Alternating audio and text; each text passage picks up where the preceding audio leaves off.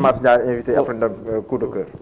waaw léegi dama bëggoon a addu ci pétrole lan moo tax pétrole souvent fi wax bëri na de. lu tax pétrole souvent foo ko tuddee rek mu drainer passion dindi coow. tout à fait. pétrole mooy ressource boo xam ni moom rek ci la ci àdduna yàlla moo ko may résidu maanaam déchet sax moo ëpp njëriñ. am njëriñ li mu doon moom. absolument. mooy ressource boo xam ni léppam a baax léppam njëriñ la à des niveaux différents ma expliquer la. pétrole su ñu ko jëlee ci extraction amul njëriñ mën na su cee def lenn pétrole. à l'état brut. à l'état brut. mën na su cee def lenn. su ñu demee ci production des dérivés noonu lañ koy tuddee ci jargon production dérivée mooy loolu ñu génn brut mën nga cee def essence biy daw ci oto yi mën nga cee def gasoil biy daw ci kalando yi mën nga cee def kérosène biy daw mën nga cee def fuel yi dem ci bateau yi di dem ci géej mën nga cee def sax gaz mooy li ñuy tuddee gaz liquéfié pétrole mën nga cee def ay procédés chimiques yoo xam ne mujj gi gaz sax léegi nag bu loolu lépp weesoo résidu ba xam nga def nga loolu comme normalement mi ngi mel ne nga xolli sa pomme de terre xam nga xolli bi da nga koy sànni wala nga jox ko xar yi gis nga résidu boobu moo ëppati njariñ foofu yi ma la simal yi xam nga lu tax parce que ci loolu ngay développer li ñuy tuddee pétrochimie gis nga garab médicament industrie pharmaceutique ci résidu yooyu lay jógee garab yow boo naan am na résidu de pétrole. tout à fait. baa xam nga loolu xam nga yëre boo sol yow am na résidu de pétrole. ba ci ceinture yeeg. lépp ba ci mèche yeeg lépp yëre yooyu. y a même les cartes d'ap. très bien beneen bi mooy affaire tuyau yi ngay gis nii ci kër yi.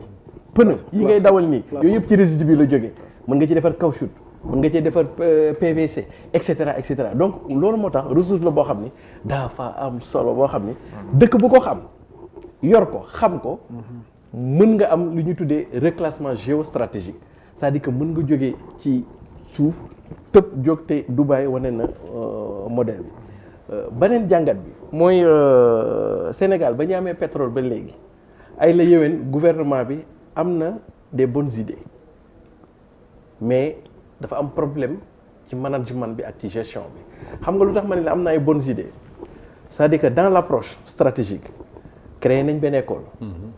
c'est bien parce que sinon dañ doon dem jéggaani formation bi.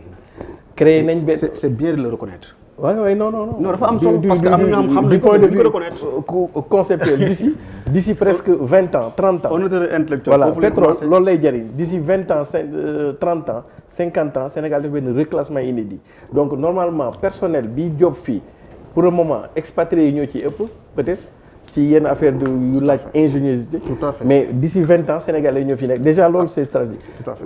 wax nañu contenu local l'idée était bonne même s'il y a beaucoup de choses à dire ci loolu wax nañu benn fonds d'investissement boo xam ni pour les générations futures donc yooyu yëpp am na. contenu local doguma la xam nga fu mu toll.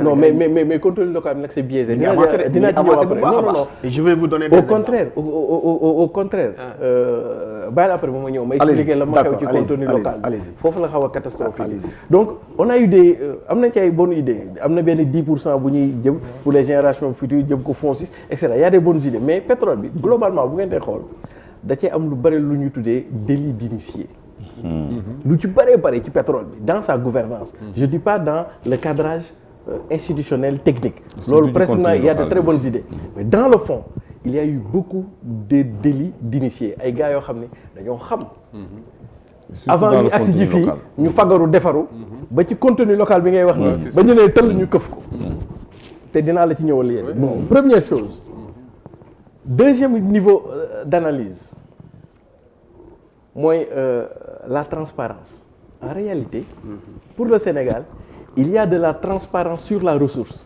mais de l'opacité sur la fiscalité de la ressource loolu mooy problème Sénégal ressource bi mën nañ la wax de ne la am nañ fi bloc tant de bloc la réserve bi temps la yooyu yëpp dinañ ko xam jaay nañu diw mais fa ngay yem ci un niveau d'information montant bi fiscalité bi et cetera kenn xamul yow contrat wax ma ne mës nga gis benn contrat mais di nga xam rek jaay nañu clé d'or ñaata nañ ko jaayee lan mooy redevabilité et cetera wala clé d'or bi ñu ko jaayee jaay di am ci bëri ñu tuddee droit de suite boo xasee ba jaay même Clédor buñ ko may comme transfert joueur yi. Clédor même bu jaayee dara sax Sénégal da ci war a amaat dara mais yooyu c'est la plus grande des opacités beneen bi mooy business model foofu sax moo ma gën a intéressé xam nga bon peut-être que man Clédor laa yëgee ni gars yi ñu ngi def conférence peut-être que loolu moo tax du ñuy invité. parce que ñu dañoo c'est pour longtemps c'est pour plusieurs jours. waaw ba xam nga kan. waaw il reste au moins 10 jours. dañu am benn think tank. fu ñu koy def Radisson. kan conférence ñun dañu am benn think tank bu tudd Africa Worldwide Group dañuy réfléchir ci politique publique bokk na ci politique publique affaire géopolitique ak stratégie ak pétrole beeg yooyu. on est un peu ci xam nga dañu alerté woon à l'époque mais gars yu bëri bàyyiwuñ ci xel man peut-être sax yooyu xam nga la moo tax suñu business model bi baaxul gis nga business model bi bu baaxoon 2022 nañu doon njëkk a commencé di laal xaalisu pétrole bi bu ngeen ko fàttalikoo. xam nga la moo tax baaxul. parce que dañ ko indexé sur le capital financier international.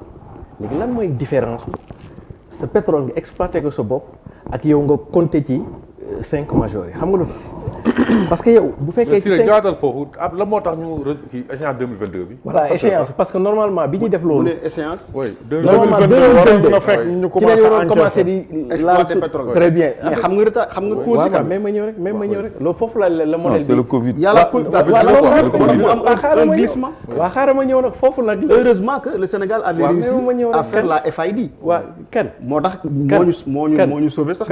Covid boobu nag moo lay révéler c'est l'insuffisance de ton modèle d'exploitation. Ah bon comment? Oui xam nga lu tax. Allez-y comment? Pétrole Sénégal dañ ko indexé ci marché financier yi indexé ko ci 5 majors yi mais ñoom ils sont dans des logiques capitalistiques. Oui. Ça veut dire que ñoom actuellement. 7 majors en 7 les majors c'est 7. non les 5 plus grands. 7 la. non les 5 plus continue. grands mais ñi des parce que yow ñi ngay wax ne ñooñu ay Eni la. Italie mais boobu kii wa ñëw na mais les 5 majors mën naa la ko limal sax y a Shell ExxonMobil Chevron Total ak BP. donc daanaka ñooñu ñi ci des nag ci beneen calibre mais xam nga fan la problème business model bi di nekk. est-ce que xam nga nasaraan yi waroon a exploiter depuis période Covid bi ils avaient la capacité de financière d'investir xam nga la moo doon problème bi ak Covid bi. ak renchérissement des coûts bi seeni bénéfice moo doon wàññeeku comme ñoom seen bénéfice day wàññeeku parce que les coûts ont grimpé donc ñoom ñu suspendre seen exploitation ak seen investissement c'est-à-dire que quoi c'est-à-dire que ils sont le prix du baril avait chuté. waaw mais même expliquer rek ça veut dire que ils sont dans la rentabilité du capital financier du capital investi léegi bu ko Sénégal jëloon Sénégal kon yoonam du nekk ci Covid. est-ce que comprendre d'ailleurs sax mieux waaw même moo expliqué mieux li ngeen c'est grave. Sénégal bu ko jëloon aussi dafay calculer parce que aussi déedéet du calculer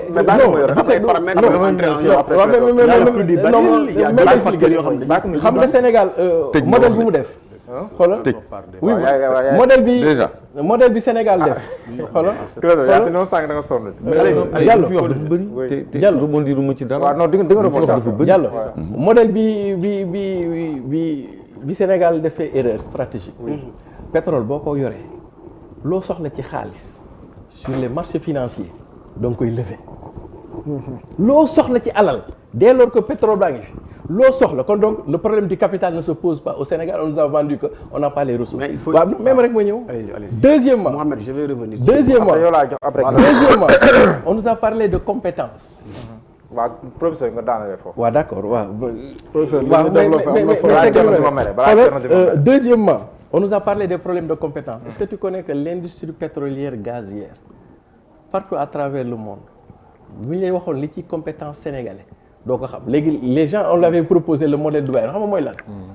ñun suñu pétrole du ñu la ko jaay dañu bëgg a def dara mënuñu ko def dañuy dem jël les meilleures compétences fay leen à prix d'or sous forme de prestation de service ñu ñëw def ko dem léegi boo gisee mu am retard yi Sénégal parce que Sénégal indexé wu ko da koo jaay gars yi mais gars yi ñoom nekkatuñ ci logique de développement déedéet ñoom bu ñu investir tey bu ñu waroon am 10 000 francs bénéfice mais comme dañ nekk période Covid les coûts sont renchéris bu ñu investir tey 6 000 la ñuy am mais dañ ko fiy téyegu loolu moo ñu dàq ba 2000 d'ailleurs sax loolu sax moo yàq suñu cadrage planification beneen bi waaw mais xaaral ma ñëw rek feneen fi may waxee mooy contenu local c'est que foofu la problème bi am